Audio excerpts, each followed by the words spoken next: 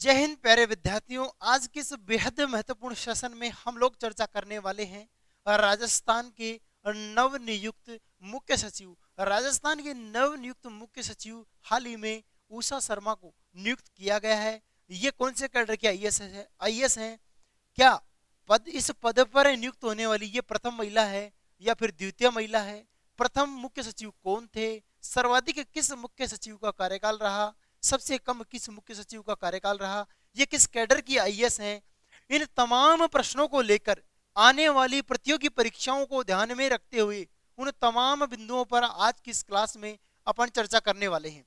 प्यारे विद्यार्थियों, यदि आप हमारे चैनल पर पहली बार हैं तो चैनल को शेयर कीजिए, लाइक कीजिए और हमारे चैनल को सब्सक्राइब कीजिए, ताकि आपको प्रत्येक जो नोटिफिकेशन है वो आपको समय समय पर प्राप्त होता रहे। आप प्रतियोगी परीक्षाओं की तैयारी यूं ही निरंतर आगे बढ़ती रहे आपकी, और आप लगातार ऊंचाइयों को छूते रहें, ऐसी हम कामनाओं के साथ आज के इस सेशन को शुरुआत करते हैं। देखिए, 13 साल बाद राजस्थान को मिली दूसरी महिला।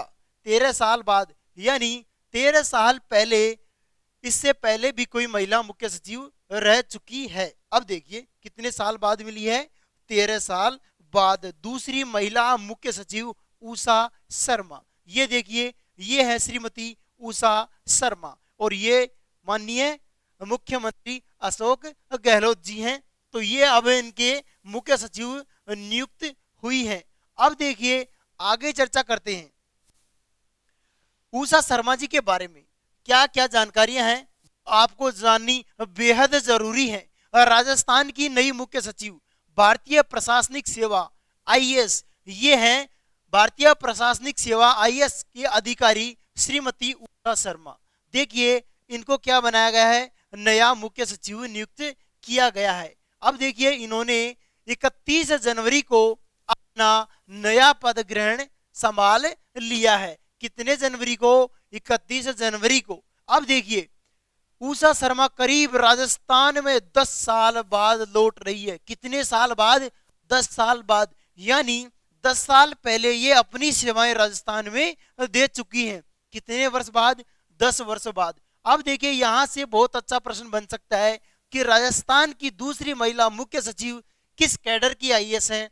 1985 के कैडर की आईएएस, राजस्थान कैडर की। ये मैं आपको बता देता हूं, ये राजस्थान कैडर की 1985 के आईएएस अधिकारी हैं। अब देखिए उषा शर्मा केंद्र में क्या कौन कौन से पदों पर रह चुकी हैं? खेल एवं युवा मामले की क्या रह चुकी है? सचिव रह चुकी हैं।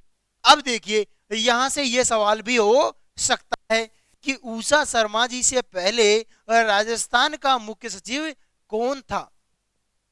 या तो आपसे प्रश्न में यह पूछा जाएगा, काफी एग्जामों में यह प्रश्न आ चुका है कि प्रथम मुख्य सचिव कौन था, प्रथम महिला मुख्य सचिव कौन थी, या फिर आपसे नवीनतम से ठीक एक पहले का भी पूछा जा सकता है। तो आप लोगों को यह भी पता होना चाहिए कि मुख्य सचिव निरंजन आर्य का जैसे ही कार्यकाल समाप्त हुआ उसके बाद किनको बनाया गया? उषा शर्मा को। यानी इनसे पहले, उषा शर्मा से पहले कौन थे? निरंजन आर्य। अब देखिए 13 साल बाद, कितने वर्ष बाद? 13 वर्ष बाद फिर कोई महिला मुख्य सचिव बनने जा रही है। अब देखिए 13 साल पहले कौन बना था? 2009 में कौन थे मुख्यमंत्री? तत्कालीन मुख्यमंत्री भी अशोक गहलोत थे।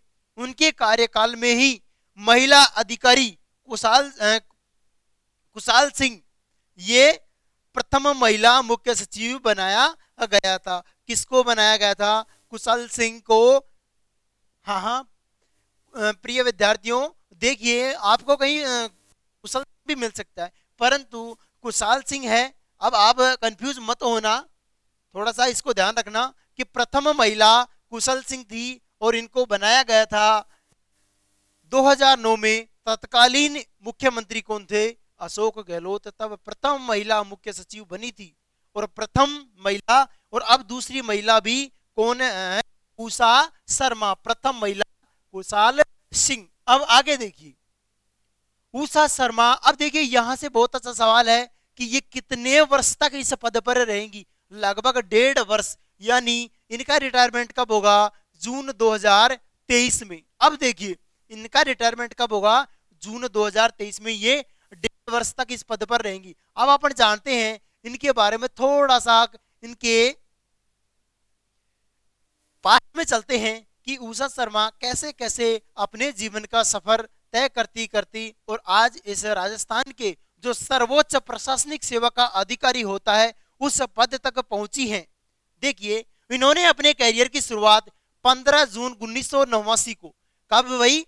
15 जून 1989 को अलवर जिले में एसडीएम के तौर पर की थी। यानी उषा शर्मा 1985 कैडर की जो आईएएस है उन्होंने शुरुआत की थी अलवर जिले के एसडीएम से लेकर 15 जून 1989 से। अब देखिए इसके बाद उषा शर्मा बूंदी अजमेर में कलेक्टर रही।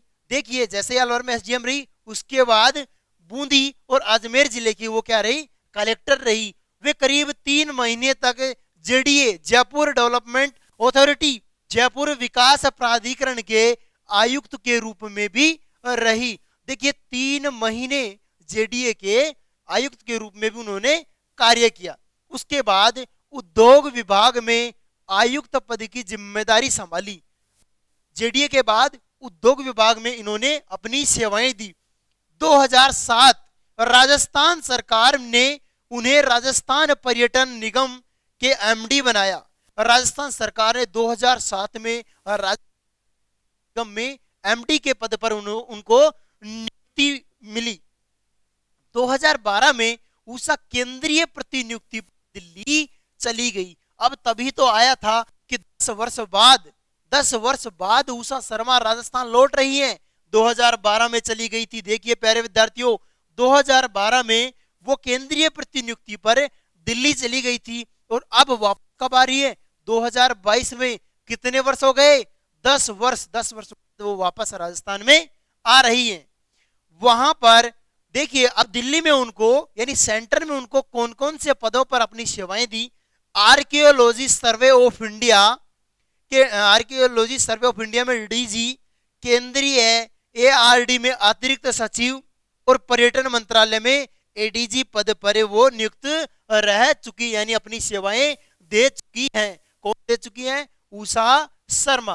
अब देखिए साथ ही उन्होंने और किस डिपार्टमेंट में अपनी सेवाएं दी?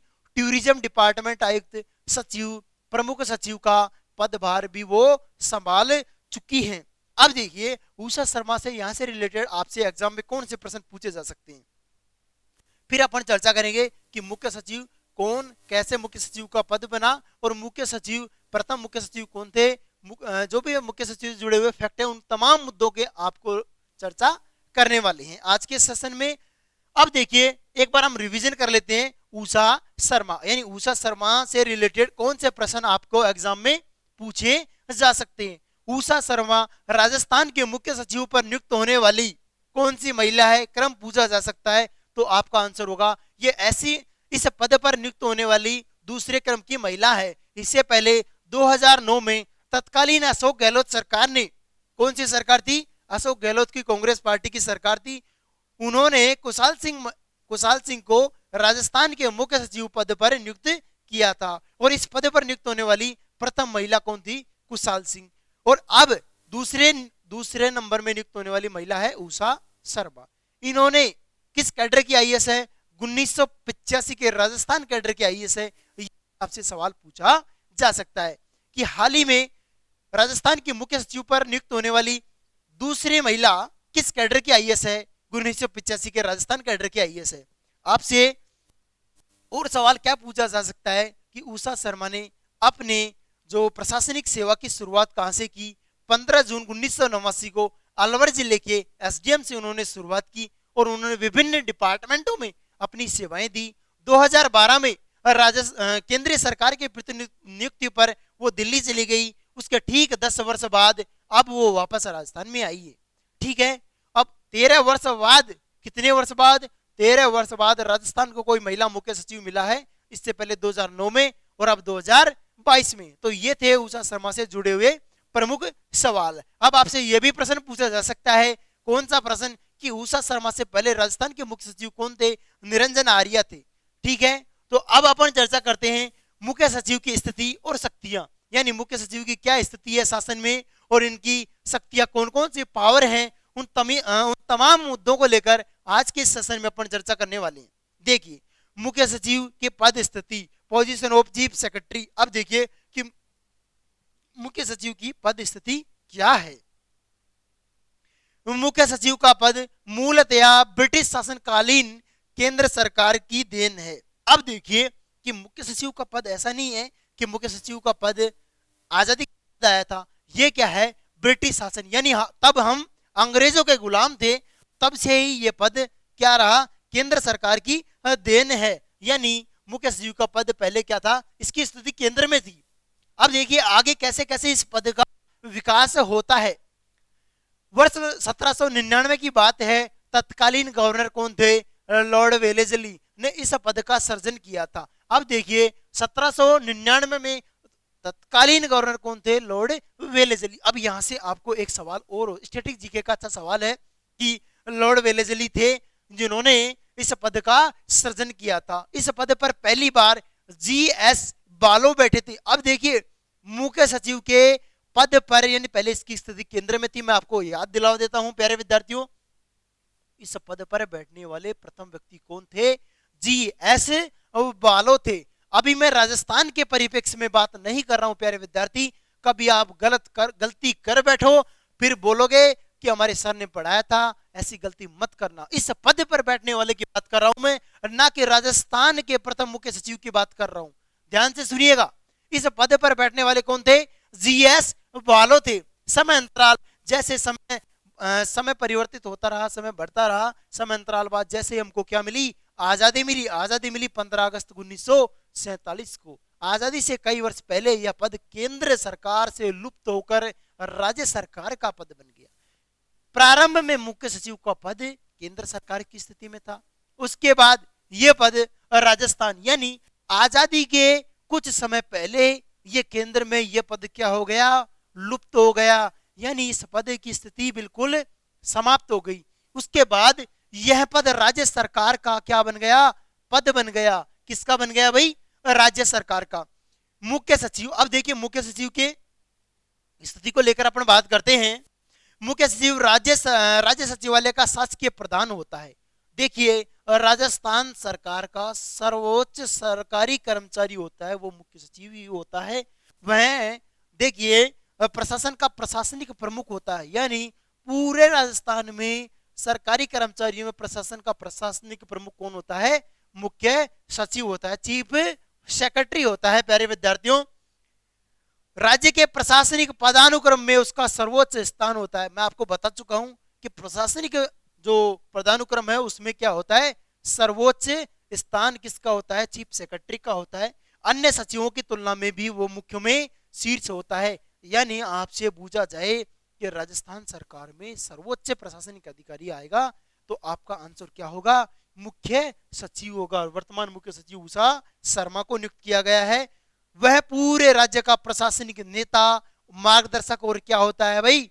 नियंत्रण होता है। यहां से बहुत अच्छा सवाल है और यह सवाल बहुत अच्छे लेवल के एग्जाम में पूछा जा सकता है कि निम्न में से, देखिए सवाल क्या कहता है कि निम्न में से राज्य का प्रशासन का नेता और मार्गदर्शक और नियंत्रक कौन होता है? अब आपको देखिए ऑप्शन में क्या दिया जाएगा?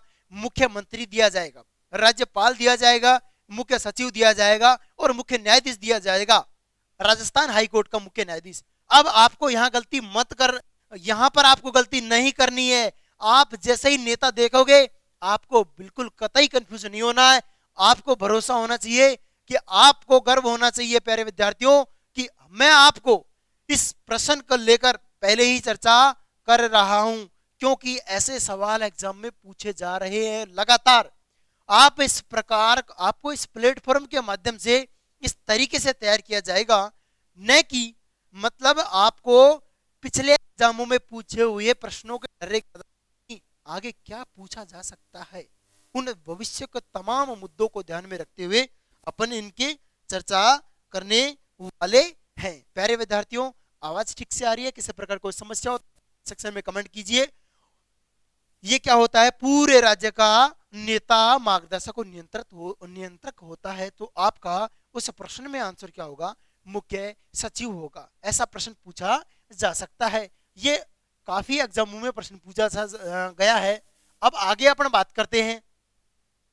अब ये मुख्य सचिवों की स्थिति राज्य में आ गई थी आजादी से पहले ही। अब देखिए वर्ष 1973 की बात है। मुख्य सचिव सभी राज्यों के वरिष्ठतम लोक सेवकों में माना जाने लगा। यानी 1973 से इसको क्या माना जाने लगा, सर्वोत्तम लोक सेवकों में माना जाने लगा। अब अपन आगे बात करते हैं मुख्य सचिव की शक्तियां और उसके कार्य। यानी जो मुख्य सचिव होता है उसके पास क्या क्या शक्तियां होती हैं, कौन कौन कार्य होते हैं, तमाम बिंदुओं को लेकर अपन चर्चा कर रहे हैं। देखिए पहला कार्य क्या होता है मुख्य सचिव का, मुख्यमंत्री के सलाहकार के रूप में। ये क्या होता है, मुख्यमंत्री का प्रधान सलाहकार होता है। मुख्यमंत्री को विभिन्न मुद्दों पर सलाह देने का कार्य कौन करता है, मुख्य सचिव।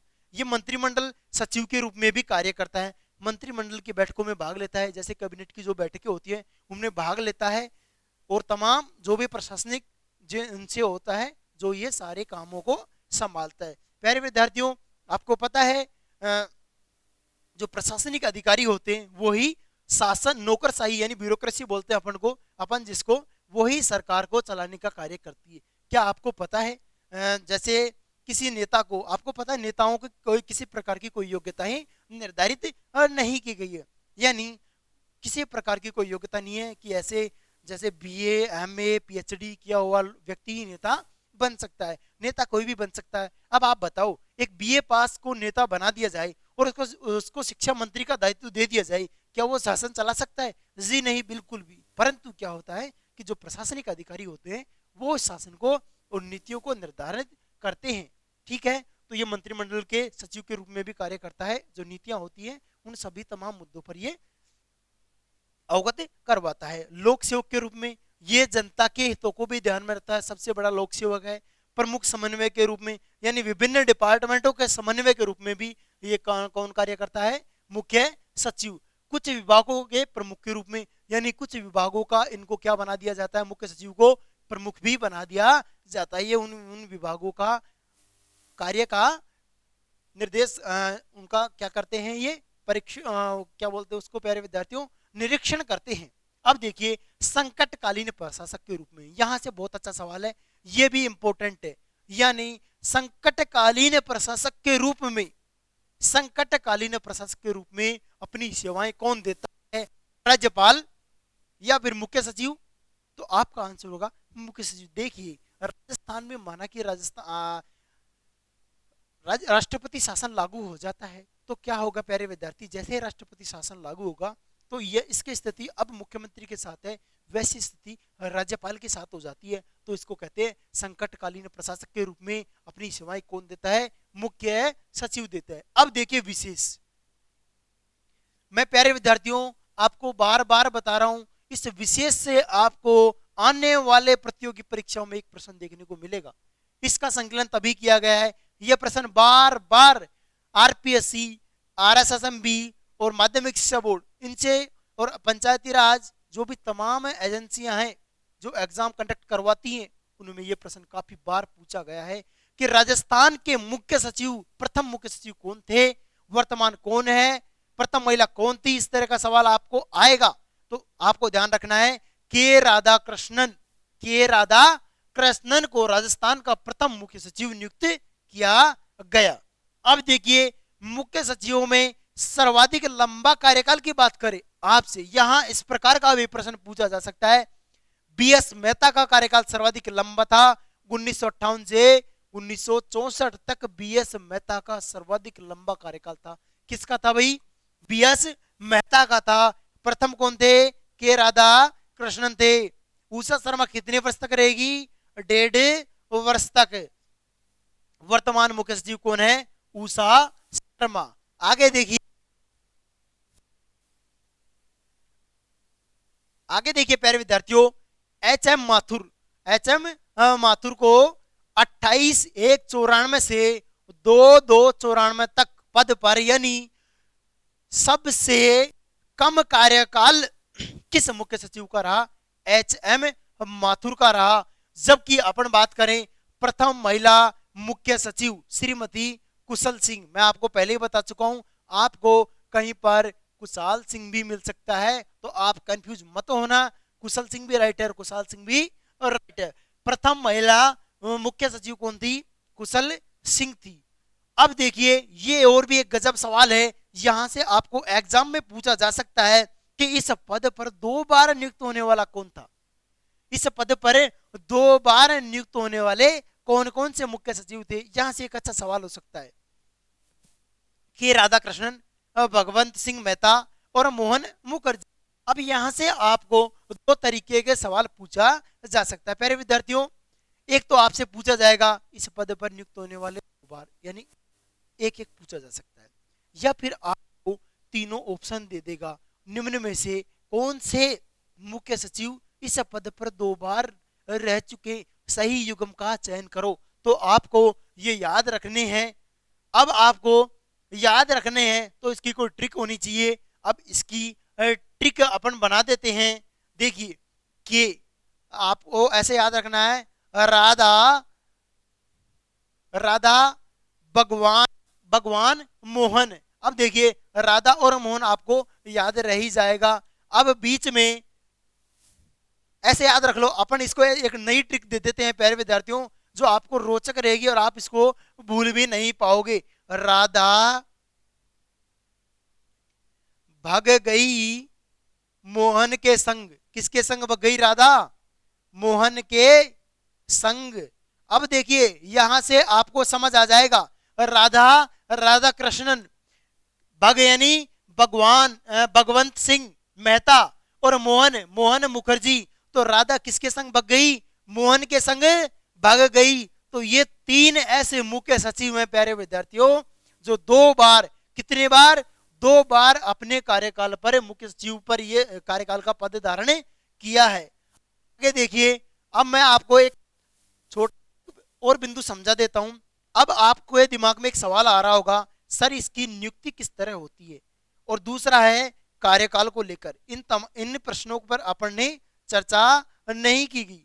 प्यारे विद्यार्थियों, आपके दिमाग में सवाल आ रहा होगा कि इसकी सर नियुक्ति कैसे होती है, कार्यकाल क्या होता है। देखिए इस पद पर नियुक्त वही हो सकता है, कौन हो सकता है? जो मुख्यमंत्री का विश्वास प्रिय होता है। इसकी किसी प्रकार की योग्यता को उल्लेख नहीं है कि फला व्यक्ति बन सकता है। इनमें क्या होता है? अनुभव के आधार पर नियुक्ति होती है और मुख्यमंत्री का विश्वास प्रिय होता है।